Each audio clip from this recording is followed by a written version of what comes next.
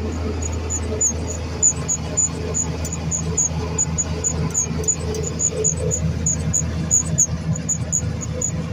dang it, I just lost my row marker again. So it's the fourth time this season that pin's busted. I think that marker's going bad.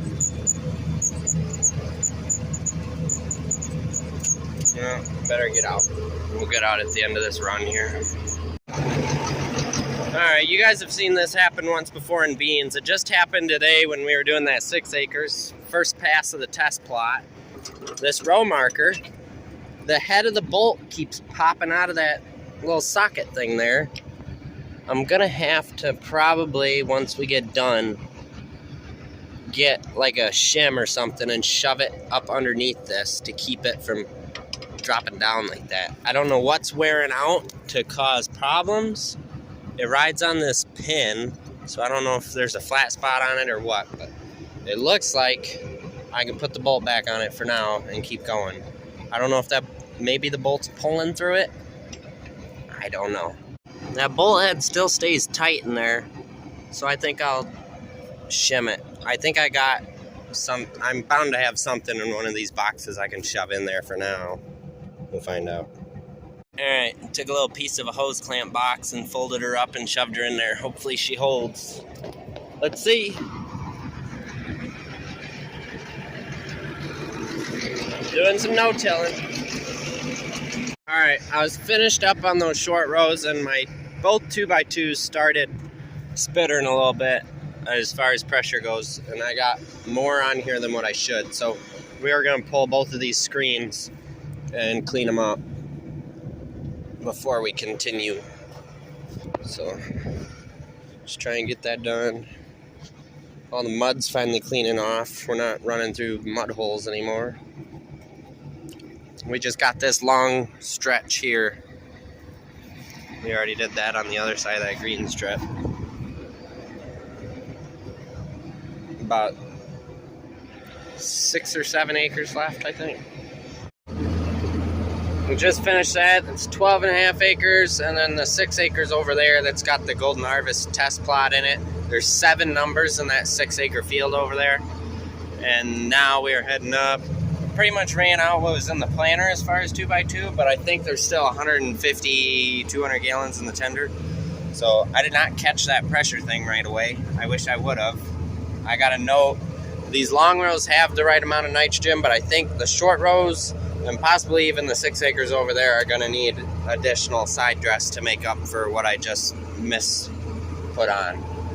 So, and then also my M-furrow is starting to slow down a little bit. My pressure wasn't quite as high as it's supposed to be, so I'm just going to go up to the farm now. The fields that we're starting next are right on the other side of them trees, and they're right across the road from the farm. And just pull all my screens and clean everything real quick, and then we'll get back to it. Pull these 2x2 filters again, or screens, because I wasn't able to do a great job cleaning them out in the field. They still have like a sand or an aggregate in them, and obviously that one's dripping a little bit. It's hard to get them tight by hand too. So we're gonna recheck them. Got a fly trying to bite me. And then we've got 2 screens back here on the M-furrow. We're gonna pull them. One's an 80, one's a 100 mesh, or 120. I don't remember. That banjo one I think is a 120. Well, it might be 100. And then we have all these little ones on every row. These are all little 100 mesh screens. We're gonna pull them as well, and just make sure everything's cleaned out. And we'll probably end up doing it again here once we're done planting that farm over there.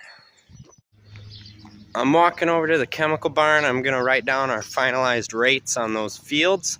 That way I know what I need to apply more of when it comes to side dress, because we shorted ourselves on 2x2. I calculated my final rate. The last part of the field, the last 8 acres was 25 gallons, but the original 10 acres before that was 15. Those screens really plugged up and I didn't catch it. I should have caught it. I'm not used to not I just got to look back more. I was focused on getting the plot done and getting that little field tied up because it was taking a while, but we finally got it. I had row marker issues too, but we got it. And so now we got everything fixed up. We're ready to go to the next field. And I also just remembered my sheet is in the diesel, which is still out in the field. I'm waiting on Dad to give me a ride out. It looks like for the next field, we don't need manganese. We need copper on the next one. So that's pretty... I haven't had a field just need copper. Usually it needs copper and zinc together. But if I remember, this field is on my list to get a pint of zinc, though. So we are still going to put that in. So... that's good too, because it'll make it an even 6-gallon rate instead of 5.75. So higher boron rate, 2.86 pints. That's fine. And that's about where we're sitting in our totes. Boron's down below 50 gallons now. Manganese, it's getting hard to see through that tote. I think it's fogging up, but it's right at that metal rail there, and Centos is a little above that. We got about 75 gallons of sugar yet. There was anywhere between, depending on CEC and organic matter, 25 to 50% of the 31818 in furrow on the soybeans, and then the other 50 to 75% gets foliered on at R2 with another round of micros, which is a bit heavier than the first time. You have to pull back on the micros in the 31818 in furrow to keep from burning your seed.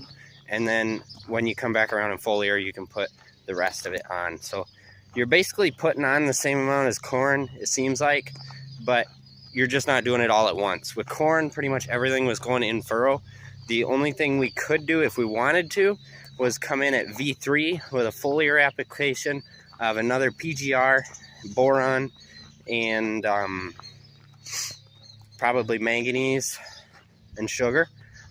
That would be a good V3 foliar, but we don't need to do that because of it being in furrow already, and that's basically giving you another yield bump off of what you already have out there. I don't have the stuff to do that. We're not doing a full-fledged program. The first year we're kind of dipping our toe in the water with this. I have 55 acres of corn and I have 30 acres of soybeans that is getting full program.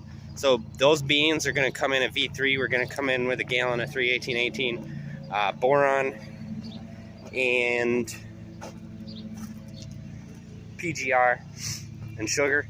And then the corn is coming in with 31818 boron, manganese, sugar, and a PGR at V3. And then at R1, R2 on that corn, it's going to get a fungicide. It's going to get sugar. It's going to get that Feast XL, which is a 2600 foliar nitrogen. We're going to get a gallon of that with the drone, and that's got the full rate of boron in it as well. And then that's going to need manganese again with sugar and so on and so forth. So there's 3 fields, 30 acres of soybeans, 50 acres of corn that's getting a full high management program. The beans are also going to get fungicide at that R1 timing. As soon as the flowers are out, boom, we're moving. Putting fungicide on, trying to protect from white mold, and can't protect from sudden death at that point, but it's no big deal. That's not really a fungicide thing anyway. And then all those nutrients. So busy summer ahead of me. I'm going to be living in the sprayer for quite a while, but if it works out, we're hopefully going to be upping our APH on soybeans by anywhere between 5 to 10 bushel. That's what I'm hoping for. I'm hoping for at least a 5 bushel increase on APH. That'll put us in the green when it comes to profitability on soybeans. And that will also get us up above 50 for an insurance APH. And then, where's that big nut from? That's weird. I found a blue nut on the ground. And then I'm hoping for a 20 to 30 bushel increase in corn. I'm trying not to think about what I'm hoping for because I don't want to be disappointed, but I'm just throwing some numbers out there right now for you guys. 20 might be pushing it. I just want to have a 200 bushel APH when it comes to corn, which is going to be difficult this year. We only have one field that's bigger than 20 bigger than 20 acres. So as soon as we drop our field size below 20 acres, our APH pretty much flatlines because of the amount of wildlife and trees. Trees are a huge yield robber from corn, and I wish we didn't have them, but they're there, and I got to deal with them. So anyway, enough babbling on. I'm going to fly Dad down and get him to ride out to that truck. I spent about 15 minutes looking at my boron tote, and I'm like, that does not look like enough. There's like 25 gallons left in the tote. And sure enough, I start looking back. I'm like, well, my records say 137 is what I need. So I had 135 in that tote, and I think I had 15 or something in 2.5s. And so I start looking back at the papers, and I'm almost immediately, I spot it. I'm like, oh, shoot. There's a boron tab and then a boron foliar line, and there's a total for each of them. Somehow I managed to think that the first one, the boron in furrow, is the total for both of them. I don't know how I did that. Maybe it's like that on one of the sheets, and so I managed to match it up to the rest of them. I think my high management sheets are a different format. So I managed to short myself on the boron I need for my foliar and my high management. So I have to order some more. That was a jug of zinc.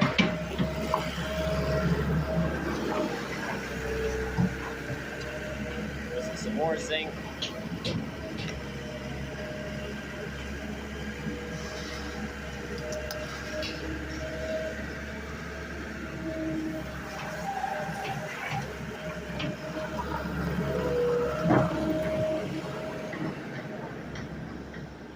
This is Sidekick. And this is sugar, nice and thick.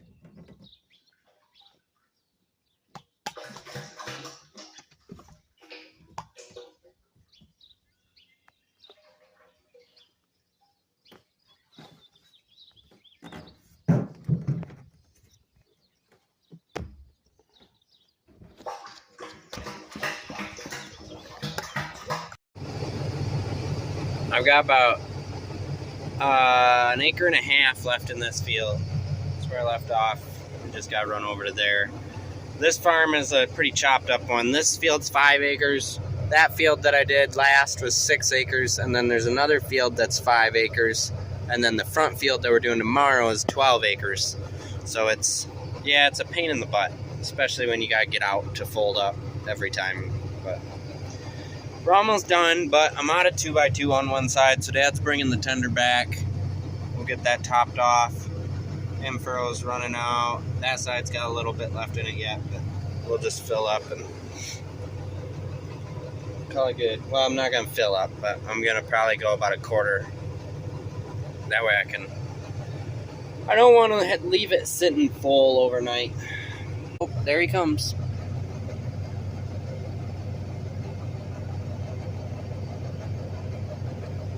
He'll be here shortly. I cleaned those screens out when I started, and apparently I had those motors turned up a little more, so the screens had been a little restricted for a while, and when I cleaned them out I didn't notice, and they shot up to like 30 psi, so I'd been over applying like 5 psi this whole time. That's why I noticed it in that field, and I turned them down, but I didn't turn them down quick enough to still be able to make it. Here we go. We're walking across the road. This is the last 12 acres that we have planned for 2025, but like I said, there still could be another 15 to come after first cutting. Minor problem, the keys are sitting on my kitchen counter. So, take 2, we'll be right back. I have never had to run with the heat on my last day of planting.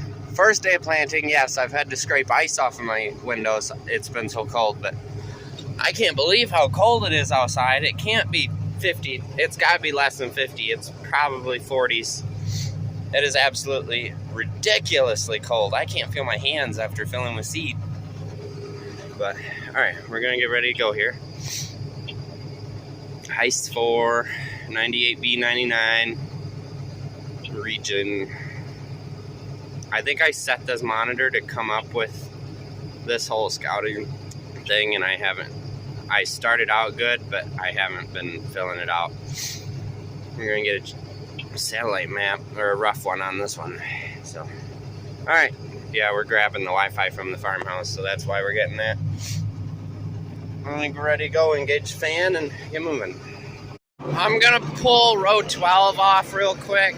I'm having some weird singulation anomaly going on here. And last time I had something like this, I had something stuck in the double eliminator, because I'm getting excessive doubles, and then excessive skips, and then excessive doubles. So I'm pretty sure there's something stuck in there. It always happens right after you load up with seat, though. That's just the way it goes. Okay, well, I guess it's not what it is. Usually I end up with like a soybean or something that ends up dislodging sometime during corn and lodges under that. And then it busts off. But I am seeing some wear lines on that. The double eliminator might be wearing out. Or the plate.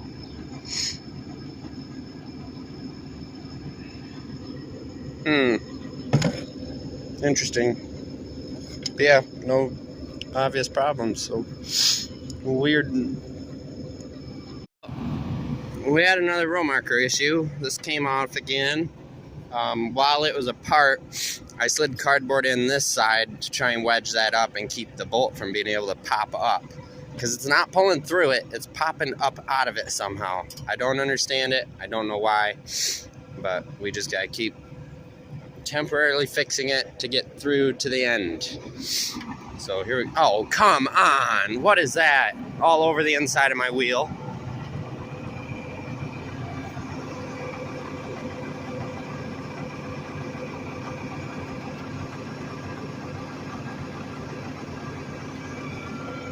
Is that tire flat? No. What? Blue hydraulic oil all over the inside of my wheel. Ah, shoot.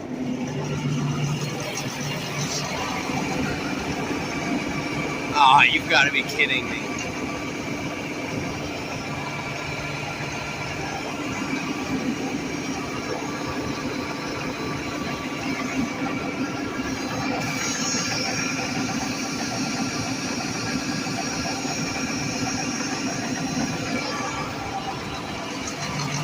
Under first examination, you would think it's that banjo or whatever that stupid fitting is right there. But I can see it rolling over the top.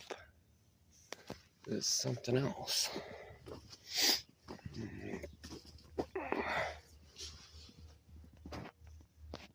Oh, for love.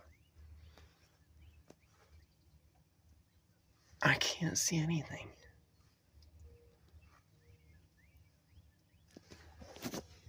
Well, I'm going to be trying to dig in there and find that.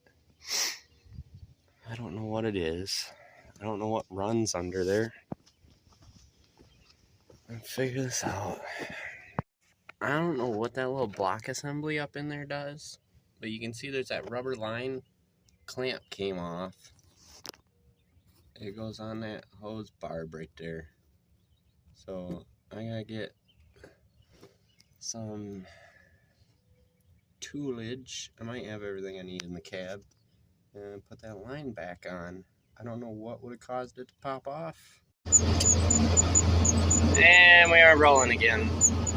Turns out that was a high pressure line that actually is rubber, and it was sitting, somebody cut the metal line away and it was put on about as much, the amount of metal line left is about as much as my pinky that little rubber hose was clamped onto. So that was a pain trying to get that back on, but we are rolling again. We're almost half done with the field and everything's moving finally, so not doing too bad. I don't know if I ever said the population for this variety, 98B99, is 33,000, so that's kind of what we're looking for there. This is not the lowest. 108 day was the lowest. That was 32,000, but this is the second lowest population we plant this year. So Personally, I like the stand of a higher population corn crop, but different varieties respond different to different populations, and so that is why we rely on MaxScript from GHX. They run all of our fields through an algorithm based on soil type, based on plot data, and all that, and it selects the proper variety, the proper hybrid, and the proper population based on target yield to plant in every field. Now, field to field, the population doesn't change if your hybrids change, really.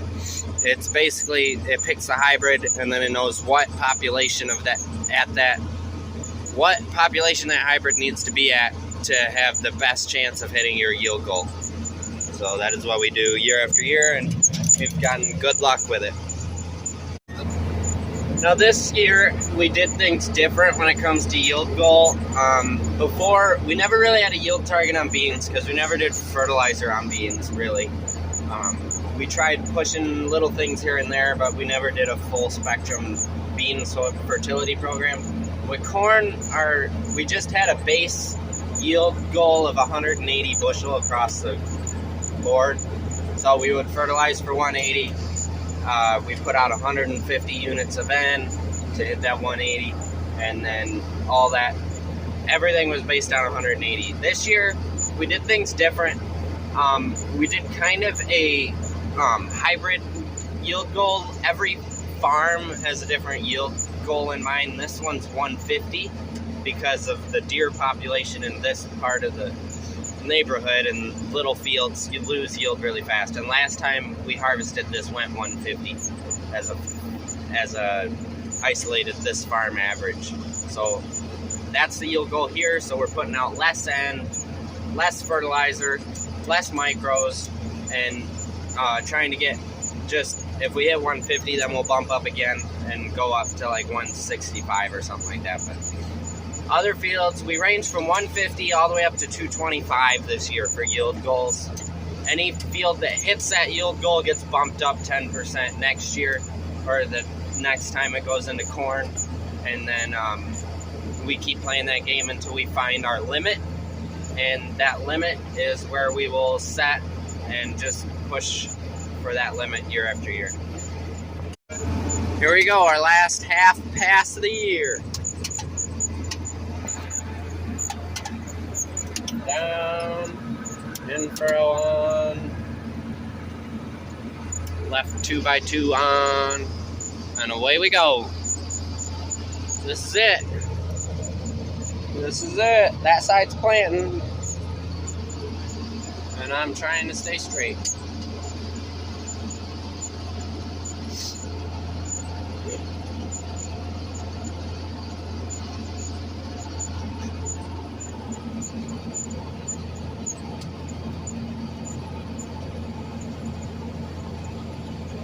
I don't think we're going to get to 12 acres.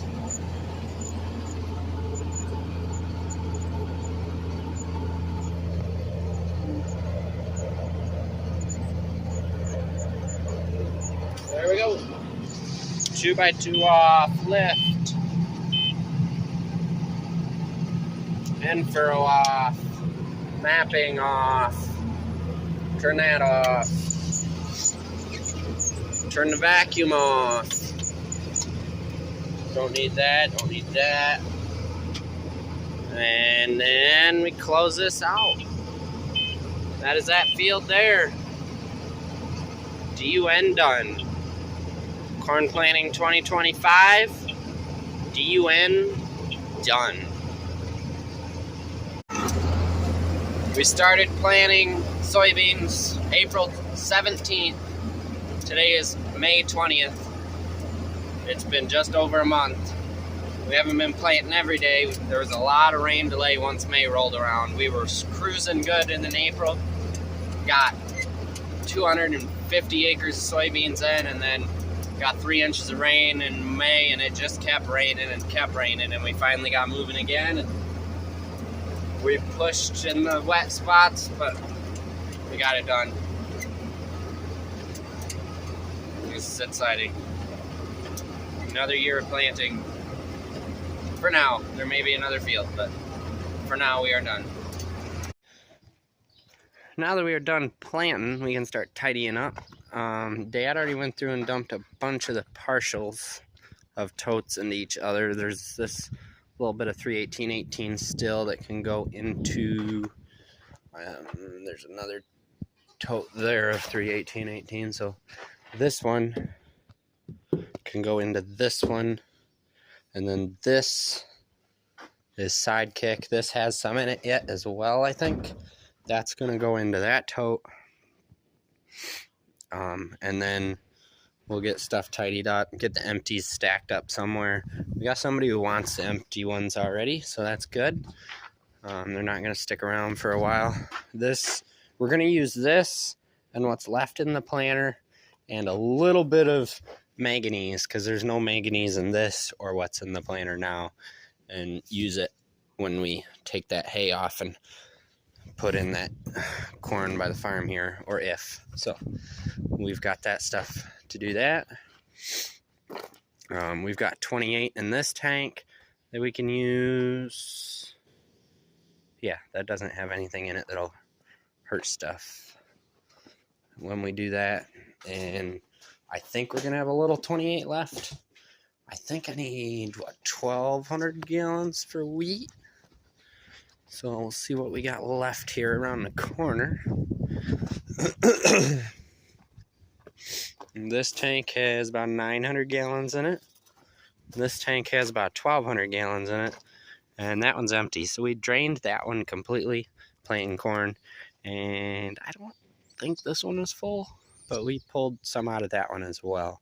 What we're going to do is get this buttoned up, take that pump off.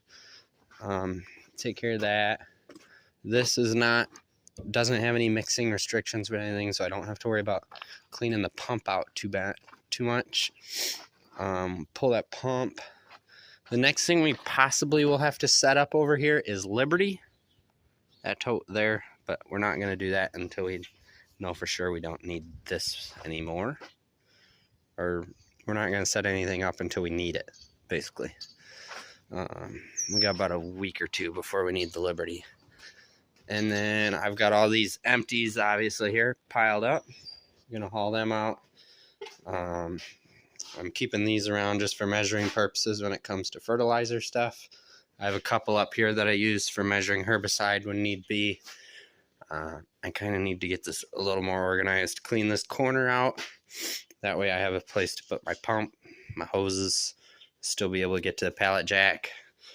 EMS is good where it's at. This stuff we barely got. We don't have a lot left to this. We may reorganize a little bit here and put all this stuff over here. I finally got my hands on one of these M12 3/8 stubby impacts. They are nice. Supposedly that's got 550 pounds, foot-pounds of busting torque.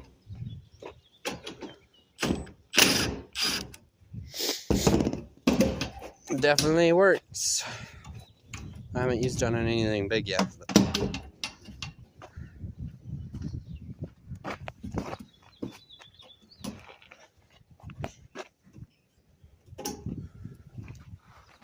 Alright, so that one's just out.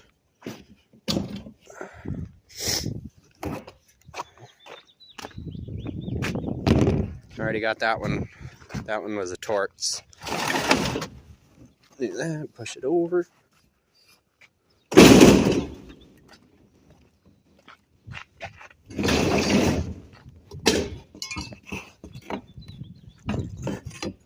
Pull these out. Put them over there. Scrap truck's not here at the moment, so I don't really have a place to put these. And let me just pull it out. It's not going on. What's going on here? Oh. Valve's in the way.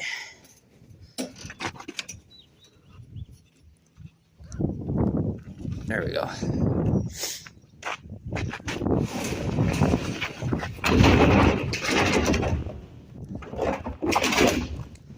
Now I got two basically dumpsters to discard my empty jugs into. There we go. Yeah, they're everywhere.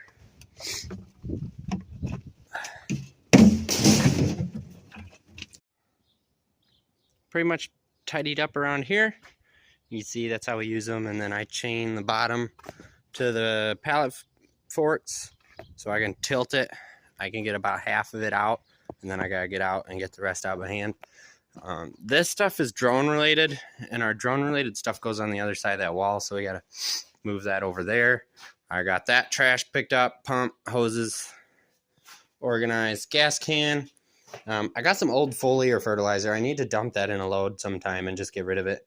And then we have our boron, calcium, organized corn chemistry, the Caprino down there. Got surfactants and adjuvants there. Fungicide related stuff, so that's fungicide and insecticide. Equipment, PGR, scales, extra jugs, empty PGR containers because they're just handy to have, that little container there. And then our backpack sprayer. Got everything kind of tidied up against the wall farther. And we're just kind of making things a little lower profile. That way we don't have as much stuff sticking out.